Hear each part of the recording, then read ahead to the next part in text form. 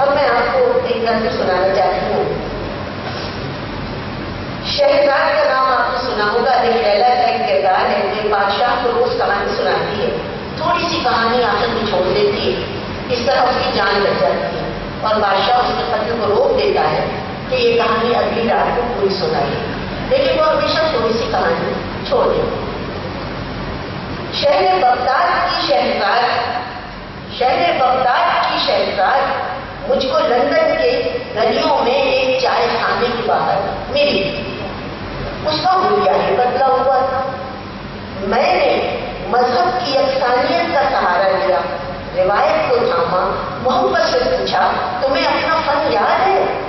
داستانیں سنانے کا فن, وہ فن جس سے مردہ دلوں کی کلی کھل گئی تھی, وہ فن جس سے ہر شخص تمہیں ایک نئی زندگی مل گئی تھی. ذرا دیر ہوئی شہزاد پھر یوں گویا ہوئی پوری دنیا کے ماننے تم کو خبر ہی نہیں.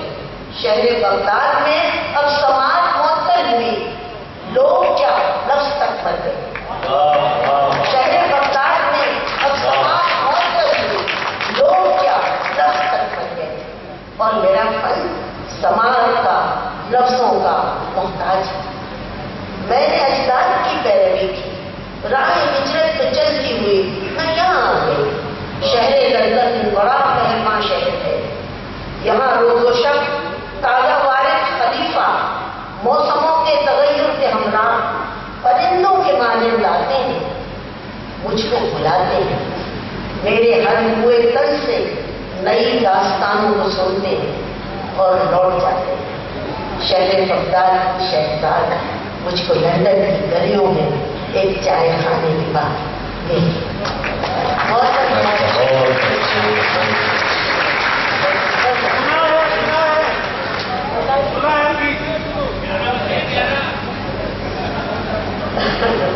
چلیے یہ مادر کی فرمائش ہے تو میں ضرور سنانا چاہتی ہوں.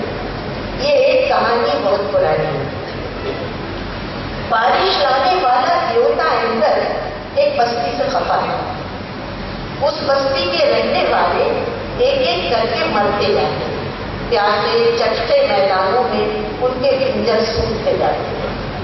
اندر نے ایک دن یہ سوچا اس بستی میں گھومنے جائیں, اپنی خفتی کی طاقت کا زوردار اندازہ تو لگائیں.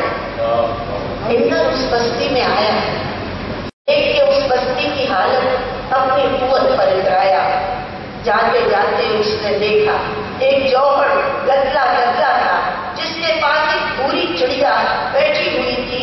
ڈھونڈ ڈھونڈ کر ایک ایک قطرہ اپنی چونچ میں رکھ لیتی تھی, سوکھے کھیت پہ ڈالا.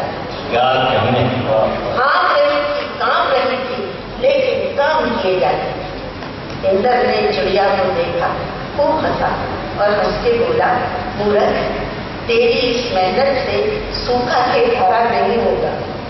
تیری اس ایک بوند سے پاگل کوئی تو اچھا نہیں ہوگا.